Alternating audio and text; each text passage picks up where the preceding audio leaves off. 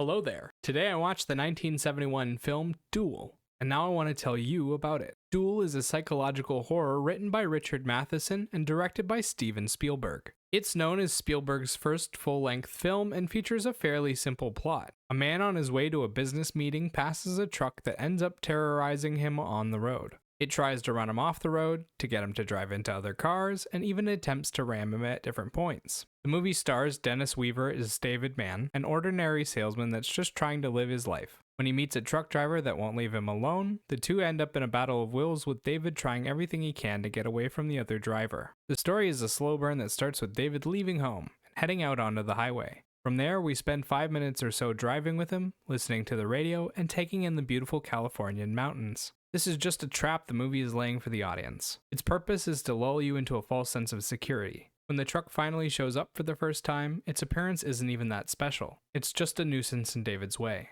Then, slowly, the scenario twists from a competition between two petulant drivers into a deformed and devastating game of cat and mouse. David struggles to outrun and avoid the different attempts the driver makes on his life, and as he does, becomes increasingly erratic. Dennis Weaver plays it like a normal man slowly descending into madness. He starts off confident in himself, and after a few of his attempts to escape are thwarted, you start to see the panic set in on his face. He doesn't attempt any machismo or masculine appeals. Instead, we see tears in his eyes and genuine shock. He treats every little triumph against the driver as if it's the greatest accomplishment of his life, and every time the driver reappears, we see him sink to a new depth. By the end, he looks disheveled and manic, far from the clean, well-put-together man we saw at the beginning. As for the truck driver, he remains a mystery. The film intentionally goes out of its way to give you just enough red herrings to keep you guessing at the driver's identity throughout the film, but never confirms who it actually was or why they were after David. It does feel a little shallow in the end, but the film is more about the journey than the destination. It does a great job of wallowing in the terror that the driver creates and letting the audience experience it. The film follows a somewhat predictable pattern for its story.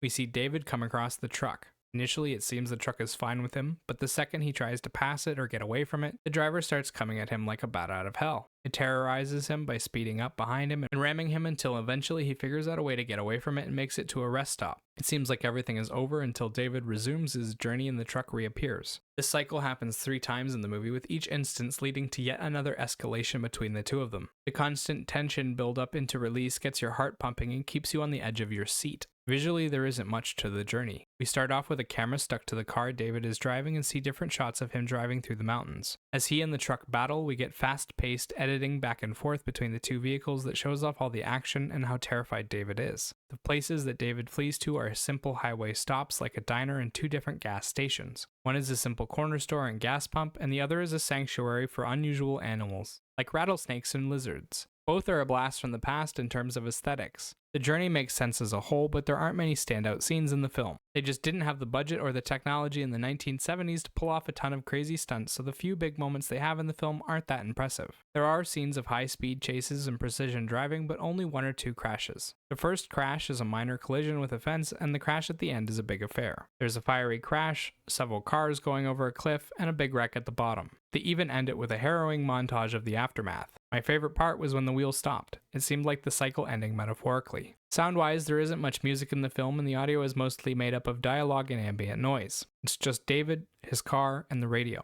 The few tracks we do hear are tension tracks meant to up the excitement of a given scene. They're mostly background instrumentals that match well with the moment, but they don't make much of an impact. They have a little bit of a classical sound to them, but they're also short-lived, quiet, and usually only appear right as the truck resurfaces to terrorize David. The one thing audio-wise that the filmmakers got perfect was the sound of the truck and how terrifying it was. Every time the truck reappears, it's announced by the engines revving up and creating a distinct noise. We know it's there before seeing it every single time, and the psychological impact that has on the audience builds up over time. By the end, you're almost more terrified of the sound than the truck. Overall, Duel is a great psychological horror that plays on our rational fear of other drivers and their road rage. It could be anyone behind the wheel of that car trying to run you down, and it could be for any reason, or no reason at all. Dennis Weaver does a phenomenal job as the lead and carries the story on his back. The truck ends up being a terrifying piece of existential dread, and although the production value is clearly dated, the film still holds up by today's standards. If you like thought-provoking horror films, give this one a try. 8 out of 10. And remember, these are just my thoughts on the film. Let me know what you thought about it in the comment section down below. If you have any other requests for classics I could review, leave those down below as well. Bye-bye!